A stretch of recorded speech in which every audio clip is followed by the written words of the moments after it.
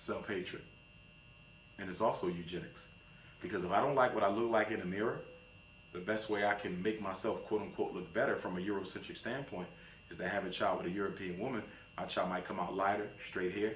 He might look more like Barack Obama than me, which is more acceptable to white folk. It's self-hatred. The black man marries the white woman not because he's necessarily in love with the white woman. Okay, he's in love with what she represents. It's the culture, it's the power, and it gives him a sense of feeling equal with the white man. You see, it helps him deal with his insecurity complex. If I can marry the white woman, maybe I am as good as the white man. Where is that insecurity? At what age do you think that insecurity is really coming from? From birth. You got to remember, black men are the victims of psychological castration from the day we're born. Everything in society is programmed and engineered to give us one message, that you're nothing here and you never will be. You see, everything in society, every institution is designed to reject and repulse the black male. Okay, I look at when I was working on my doctorate and how it took me 8 years to finish, how so many nights I just wanted to quit, but I couldn't, because I said if I quit, I'll never be able to give another speech at another high school graduation telling these folk not to let nobody break you down if I let them break me down. That's the only thing that kept me going. Our children. Okay, because I didn't want to be a hypocrite to our children. Other than that, I would have quit. The racism, the differential treatment, I mean, and this is in 2012, you know, so I understand why a lot of black men quit.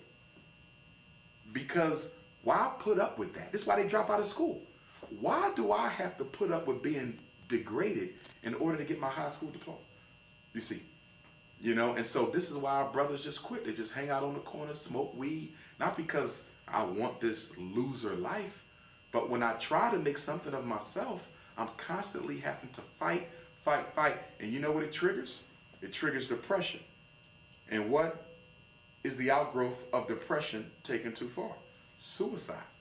Black men have the fastest growing suicide rate in America, and nobody talking about it. When they shoot somebody, it's all over the news. You notice that? They never miss an opportunity to cover a homicide. Why do they never cover suicide? All the black men killing themselves in New York? Nobody's talking. No, why isn't that on the news? Because when a black man takes his own life, that benefits the system. But when a black man takes another person's life, that benefits the system too. But the gun is considered a threat to the American social order, because if he's armed, he can hurt us as well. So that becomes an issue. But if he's only going to take his own life, we're going to applaud that.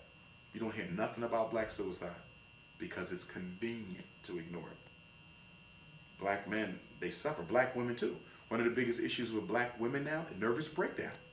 Black women are having nervous breakdowns like crazy because they don't know when to take a break. And one of the strategies of racism has been to teach the black woman that she's almost like a man herself, that she has to be strong all the time. She can never be vulnerable. She can never be weak. And a lot of black women have bought into this with the quote-unquote strong black women thing that they've taken too far. And so now you have black women who are masculinizing themselves, almost conducting themselves like men because they feel that they have to be stronger than black men. It's not just having more education. It's not just having a better job.